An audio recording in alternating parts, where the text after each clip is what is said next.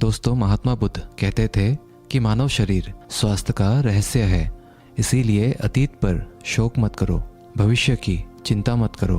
बुद्धिमानी तो यही है कि आप ईमानदारी से अपने वर्तमान में जिएं। लेकिन हम में से अधिकांश लोग वर्तमान में जीना नहीं जानते, क्योंकि वो जीना ही नहीं चाहते। उन्हें तो अपने बीते हुए कल की चिंता करनी है, आने वाले भविष्य की चिंता करनी है। और यदि आप वर्तमान में जी सकते हैं तो कोशिश करके देख लो, आपका मन और आपका शरीर पूरी तरह से स्वस्थ हो जाएगा।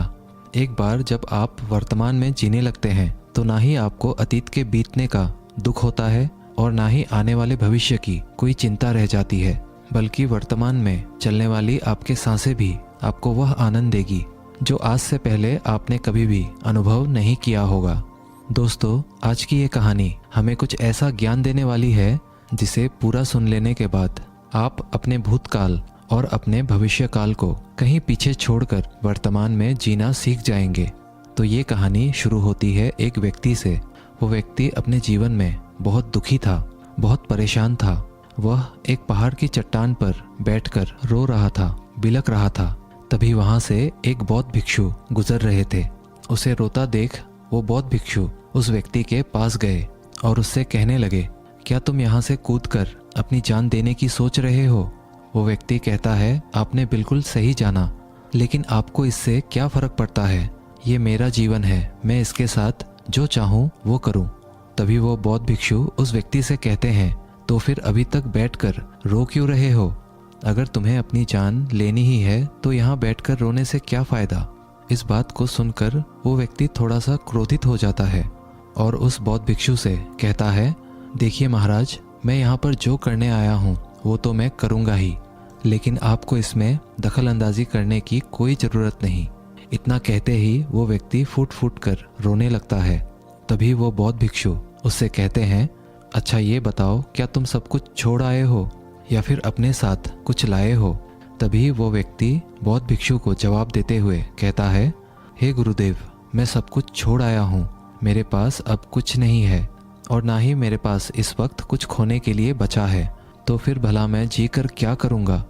ये सुन वो बौद्ध भिक्षु उस व्यक्ति से कहते हैं, यदि ऐसा है तो तुम अपने सिर पर ये बोझ लिए हुए क्यों धो रहे हो?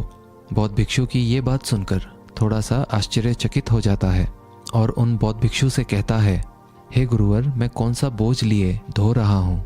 मेरे हाथ खाली हैं और मेरे पास कुछ भी नहीं है। तभी वो बौद्ध भिक्षु कहते हैं, तुम्हारी सांसें भी ठीक से नहीं चल रही है। तुम आए तो हो यहाँ दुनिया छोड़ने और फूट फूट कर रोए भी जा रहे हो। एक खाली इंसान कभी भी ऐसा नहीं करता। जो कंगाल हो चुका हो, जिसके पास और कुछ ना बचा हो, वो भला क्यों रोएगा? ये सुन वो व्यक्ति और भी क्रोधित हो जाता है और उस बौद्ध भिक्षु से कहता है, आपको इससे क्या मतलब? तभी वो बौद्ध भिक्षु उस व्यक्ति से कहते हैं, क्या तुमने कभी अपने अंतर की ओर झांकने की कोशिश की है? तुमने कितना बोझ उठाया हुआ है? तुम अपने जीवन में कितना कुछ बोझ लेकर अपने इन दो कंधों पर धो रहे हो? इन सभी बोझों को कब तक धोओगे? इन बोझों को यहीं पर उतार दो और थोड़ा सा हल्का हो जाओ। कब तक इन बोझों के तले दबे रहोगे? जैसे ही उस व्यक्ति ने उस बौद्ध भिक्षु के मुंह से ये सारी बातें सुनी, वो तुरंत ही उनके चरणों में गिर पड़ा और उनसे हाथ जोड़कर कहने लगा, हे गुरुदेव, अभी तक मुझे कोई नहीं समझ पाया था। यहाँ से कई लोग आए और गुजर गए, लेकिन किसी ने भी मुझसे ये सब नहीं कहा। आपने तो मेरे मन की बात पढ़ ली, यहाँ तक कि मेरे घरवाले भी मुझे नहीं समझ पाए, लेकिन आपने एक बार में ही मुझे पूरी तरह से जान लिया है। आगे वो व्यक्ति बौद्ध भिक्षु से कहता है, क्या आप मेरी इस समस्या का समाधान कर सकते हैं? बौद्ध भिक्षु कहते हैं, कहाँ है समस्या? वो व्यक्ति कहता है, मेरे घर पर है, आप मेरे साथ चलिए। वो बौद्ध भिक्षु उस व्यक्ति से कहते हैं, नहीं, समस्या तुम्हारे घर पर नहीं है। वो व्यक्ति कहता है, नहीं नहीं गुरुदेव, समस्या मेरे घर पर ही है। आप एक बार मेरे साथ चलकर तो देखिए। वो बौद्ध भिक्षु उस व्यक्ति को समझाते हुए कहते हैं, समस्या तुम्हारे घर पर नहीं, तुम्हारे भीतर है। क्या तुमने कभी अपने भीतर झांकने की कोशिश की है? सारी समस्याएं तुम्हारे भीतर है। जब तक तुम उसका समाधान नहीं करोगे तो तुम्हें हर जगह हर समय समस्या ही दिखेगी। और यदि समस्या तुम्हारे घर पर है तो तुम इस पहाड़ की चोटी पर क्या कर रहे हो? तुम तो कह रहे थे कि तुमने पीछे सब कुछ छोड़ दिया है, अपना घर, अपने परिवार, अपने सगे संबंधी, और यदि तुमने ये सारी चीज़ें छोड़ ही दी हैं तो तुम्हारी समस्या भी वहीं पर छूट गई है। फिर तुम भला इतने परेशान क्यों हो? उस बौद्ध भिक्षु के मुंह से ये सारी बातें सुनकर वो व्यक्ति कहता है, हे गुरुवर, आप सही कहते हैं, मैं आपकी बातों को समझ पा रहा हूँ। कमी तो मेरे ही अंदर है, मैं किसी काम का नहीं हूँ। मैं जब भी कोई काम करने जाता हूँ तो सब बिगाड़ देता हूँ। मेरे हाथों सारे काम गड़बड़ हो जाते हैं। मैंने आज तक कोई भी काम ढंग का नहीं किया। मेरी तो किस्मत ही खराब है। उस व्यक्ति के मुख से ये सारी बातें सुनकर बौद्ध भिक्षु मुस्कुराने लगे और उस व्यक्ति से कहा, अच्छा, तुम्हें लगता है कि तुम्हारी किस्मत खराब है, तो मुझे ये बताओ क्या खराबी है तुम्हारे किस्मत में? तभी वो व्यक्ति उस बौद्ध भिक्षु से कहता है, हे गुरुवर, मुझे व्यापार करना था और व्यापार करने के लिए मुझे धन की आवश्यकता थी। इसीलिए मैंने अपने परिवार से थोड़ा सा धन लिया और उसी धन से मैंने अच्छा सा व्यापार खड़ा किया। लेकिन गुरुवर, मेरा व्यापार ज़्यादा दिन तक नहीं चल सका। शुरू में मेरे परिवार वालों ने मेरा पूरा साथ दिया और तब तक सब कुछ ठीक भी चल रहा था। लेकिन धीरे धीरे मुझे मेरे व्यापार में नुकसान होने लगा और ये सब देख मेरे परिवार वाले मुझसे नाराज़ हो गए और मुझसे दूर चले गए। मैं तो चाहता था कि मैं अच्छा व्यापार करूं, अच्छा धन कमाऊं, ताकि मैं अपने परिवार को अच्छे से संभाल सकूं, उन्हें वो हर सुख सुविधा दे सकूं जिनकी उन्हें आवश्यकता है। मैं तो सब उन्हीं के लिए कर रहा था, लेकिन वो लोग मुझे समझ नहीं पाए और मुझे ही इसका जिम्मेदार ठहराते हैं। और मुझे भी यही लगता है कि मैंने गलत किया, क्योंकि मेरा भी एक मित्र है, उसने मेरे साथ ही व्यापार शुरू किया था, लेकिन उसका देखो, उसका व्यापार बहुत अच्छा चल रहा है। मेरा मित्र जब भी मेरे घर आता है तो अपने अच्छे व्यापार की बातें अवश्य बताता है। वो हमेशा ये कहता रहता है कि किस तरह से उसने अपने दम पर व्यापार को खड़ा किया है और उसे चलाने में भी वह सक्षम है। किस तरह से उसने जी तोड़ मेहनत की और अपने व्यापार को उन ऊंचाइयों तक ले गया। ये सब सुन मेरे परिवार वाले भी मुझसे कहते हैं, देख, वो तेरा मित्र है, उसने अपने व्यापार को कहाँ से कहाँ ले गया, और तूने तो हमारी जमा की हुई पूंजी भी गवा दी, हमारा नुकसान करा दिया। मेरे परिवार वाले मुझसे हमेशा यही कहते रहते हैं कि तेरे बस का कुछ नहीं। इन तानों को सुन सुनकर मैं बड़ा परेशान हो चुका था। इसीलिए मैंने कर्जे लिए और नया व्यापार खड़ा किया, लेकिन वहाँ पर भी मुझे मुंह की खानी पड़ी और मेरा व्यापार पूरी तरह से चौपट हो गया। अब तो हालत यहाँ तक आ चुकी है कि मेरा घर भी अब गिरवी पड़ा हुआ है। अब आप ही बताइए गुरुवर, मैं क्या करूं? तभी वो बौद्ध भिक्षु उस व्यक्ति से कहते हैं, अच्छा, तुम्हें ये पता है कि तुम्हारा मित्र तुम्हारे पास क्यों आता था? तभी वो व्यक्ति कहता है, हाँ, मुझे अच्छी तरह से पता है। वो मुझे मेरे घर वालों के सामने नीचा दिखाने के लिए आता था, मेरी बुराई करने आता था। वह ये जताने आता था कि वो मुझसे व्यापार में कई गुना आगे है, श्रेष्ठ है। वह चाहता है कि मैं उसकी सफलता देखकर दुखी रहूं, तड़पता रहूं और परेशान रहूं। तभी वो बौद्ध भिक्षु उस व्यक्ति से कहते हैं, क्या तुम उसके व्यापार को देखकर सच में दुखी रहते थे? वो व्यक्ति कहता है, हाँ, इतना अच्छा व्यापार उसने खड़ा किया है और मेरा व्यापार चौपट हो गया, तो ये देखकर मुझे तो दुख होगा ही ना गुरुवर, मुझे तो जलन होगी ही। तभी वो बौद्ध भिक्षु उस व्यक्ति से कहते हैं, तुम्हें दुख किस बात का था, अपनी असफलता का या फिर अपने दोस्त की सफलता का? तभी वो व्यक्ति उस बौद्ध भिक्षु से कहता है, अपने असफल होने पर मुझे इतना पछतावा नहीं था, लेकिन मेरा मित्र इतना सफल हो चुका था, उसे देखकर मुझे ईर्ष्या होती थी, मेरे अंदर जलन की भावना उत्पन्न होती थी और मैं ये देख देख कर दुखी रहता था, पछताते रहता था, तड़पता रहता था। तभी वो बौद्ध भिक्षु उस व्यक्ति से कहते हैं, इसका अर्थ तो ये हुआ, अगर तुम्हारा मित्र भी असफल हो जाए तो तुम्हें खुशी होगी? तो वो व्यक्ति कहता है, जी हाँ, मुझे बड़ी खुशी होगी अगर वो असफल हो जाए, उसका व्यापार चौपट हो जाए। ये सुन बौद्ध भिक्षु फिर से एक बार मुस्कुराने लगे और उस व्यक्ति से कहते हैं, इसका अर्थ तो यही हुआ कि तुम्हारी खुशी तुम्हारे मित्र पर निर्भर करती है। यदि वो चाहे तो तुम्हें खुश कर दे और यदि वो चाहे तो तुम्हें दुखी कर दे, क्योंकि तुम खुद से ना तो खुश हो सकते हो ना ही दुखी। तुम तो अपने मित्र के गुलाम बनकर रह चुके हो। और अगर यही बात है तो तुम्हारी समस्या का कोई समाधान नहीं है, क्योंकि तुम्हारी खुशियाँ और तुम्हारी तकलीफ़ें ये सब दूसरों के व्यवहार पर निर्भर करती है। तुम्हारे कर्मों से तुम्हारा तो कुछ हुआ नहीं, ना तो तुम अपने कर्मों से खुश हो सके और ना ही दुखी। इसीलिए तुम्हारी समस्याओं का मैं कोई समाधान नहीं कर सकता। तभी वो व्यक्ति उन बौद्ध भिक्षु से कहता है, हे गुरुवर, ऐसा मत कहिए। मुझे आपसे बात करते करते बहुत आशा आपसे हो गई है, क्योंकि आप ही वो है जिन्होंने मुझे जाना है, मुझे समझा है। हे गुरुवर, मैं आपसे विनती करता हूँ कि मेरे इस समस्या का समाधान मुझे आप बताइए। तभी वो बौद्ध भिक्षु उस व्यक्ति से कहते हैं, जब हम दूसरों से आशा बांध लेते हैं तब हम दूसरों पर पूरी तरह से निर्भर हो जाते हैं। अगर मैं तुम्हें कोई भी रास्ता ना बताऊं, मैं तुम्हें तुम्हारी समस्या का समाधान ना दूं, तो तुम इसी तरह से दुखी रहोगे, रोते रहोगे, बिलखते रहोगे।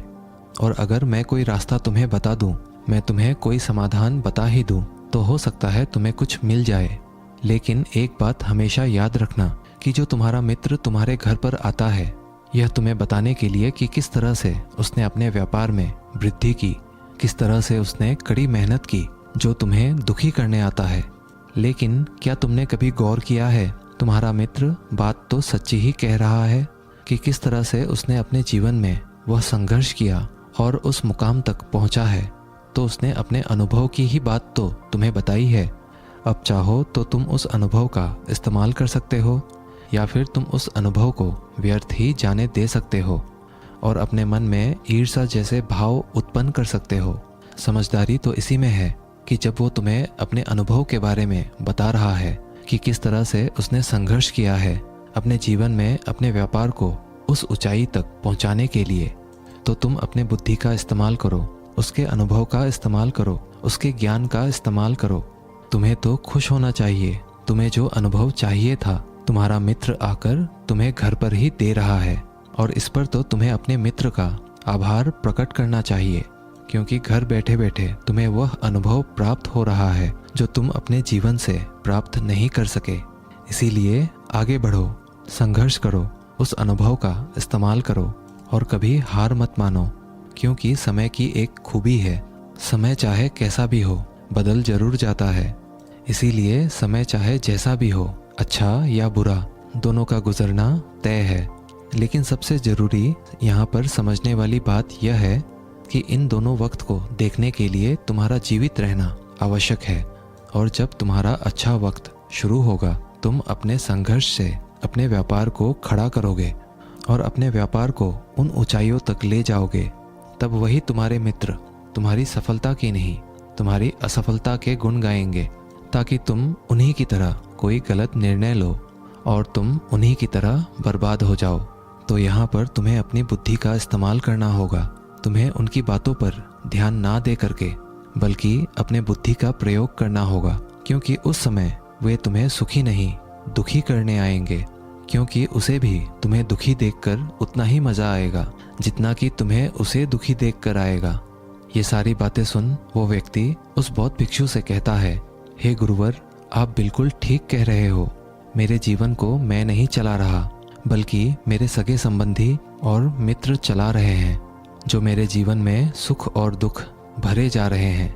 लेकिन गुरुवर, यहाँ पर मेरा एक प्रश्न है। जब मैंने व्यापार खड़ा किया था तो मेरा उद्देश्य यही था कि मैं अपने परिवार को सुखी रख सकूं, उन्हें वह सुख सुविधाएं दे सकूं। तो क्या अपने परिवार के लिए ये सारी बातें सोचना गलत है? मैं तो अपने परिवार के लिए ही सब कुछ कर रहा था, लेकिन व्यापार में नुकसान होने के बाद वह परिवार भी मुझे छोड़ गया। इस पर बौद्ध भिक्षु मुस्कुराने लगे। तभी वो व्यक्ति बौद्ध भिक्षु से कहता है, इसमें मुस्कुराने की क्या बात है? क्या मैंने कोई गलत प्रश्न पूछ लिया? तभी वो बौद्ध भिक्षु कहते हैं, नहीं, हर व्यक्ति यही चाहता है कि कोई उसकी गलती पर सांत्वना दे, और तुम भी वही चाहते हो। हर कोई यही चाहता है कि जब वो कुछ करे तो उनकी प्रशंसा की जाए, और जब हमें प्रशंसा नहीं मिलती है तो हमें भीतर ही भीतर बड़ा दुख होने लगता है। हमारे मन को एक ठेस पहुंचती है, और तब हमारे मन में ये भाव उत्पन्न होने लगता है कि इस दुनिया में सभी मतलबी हैं, सभी अपने मतलब के लिए जीते हैं, सभी अपने मतलब के लिए काम करते हैं। और सभी हमारे साथ अपने मतलब के लिए ही रहते हैं।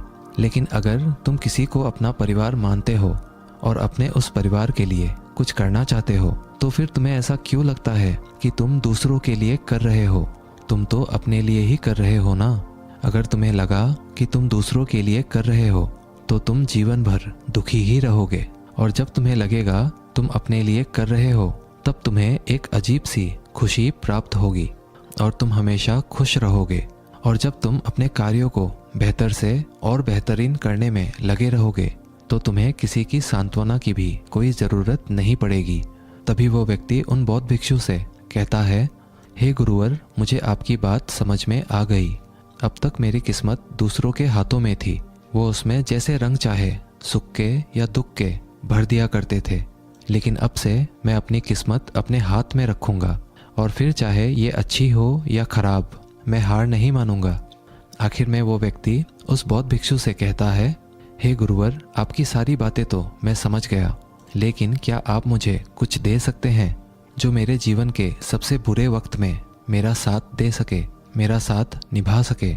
ये सुनकर वो बौद्ध भिक्षु उस व्यक्ति को एक छोटा सा बक्सा देते हैं और कहते हैं कि ये वस्तु मेरे दिल के बहुत करीब है और इसे तुम्हें अपने बहुत करीब ही रखना होगा। इस बक्से में एक ऐसा राज है जो तुम्हें बड़े से बड़े दुखों से बाहर निकाल सकता है, बड़ी से बड़ी विपत्तियों से छुटकारा दिला सकता है। और इसे तुम तब खोलना जब तुम्हें लगे अब कोई राह नहीं बची हुई है, जब तुम्हें ये लगने लगे कि सब कुछ व्यर्थ है, मैंने जो बातें कही है वो भी व्यर्थ है, ये दुनिया भी व्यर्थ है, यहाँ रहना भी व्यर्थ है। इतना कहकर वो बौद्ध भिक्षु उस बक्से को उस व्यक्ति को थमा देते हैं और फिर वहाँ से चले जाते हैं। वो व्यक्ति उस बक्से को लेकर वापस अपने घर आता है और फिर एक नया कारोबार शुरू करता है। अब की बार वो कारोबार में हार नहीं मानता है और उसका कारोबार बहुत अच्छा चल पड़ता है। उसका कारोबार चलने के कारण उसका परिवार भी अब उसके साथ आ चुका था। उसके पास जीवन की हर सुख सुविधाएं भी आ गई थी। अब वो ना तो भूतकाल का रोना रोता था और ना ही भविष्य काल की चिंता करता था। वो तो केवल अपने वर्तमान को और ज़्यादा बेहतर बनाने की कोशिश में लगा रहता था। लेकिन समय हमेशा बदलता रहता है। जिस तरह से बुरा समय हमेशा नहीं रहता, ठीक उसी प्रकार अच्छा समय भी हमेशा नहीं रहता। उस व्यक्ति के जीवन में एक बार फिर से अच्छा समय समाप्त हो चुका था। वो जिस राज्य में रहता था, उस राज्य पर पड़ोसी राज्य ने चढ़ाई कर दी थी और पूरा राज्य तबाह कर दिया था। उसका व्यापार भी पूरी तरह से तबाह हो चुका था। वह अपने परिवार के साथ दर दर की ठोकरें खाने लगा। उसे यहाँ से वहाँ भागना पड़ा, यहाँ तक कि उसके पास खाने पीने के लिए भी पैसे नहीं बचे थे।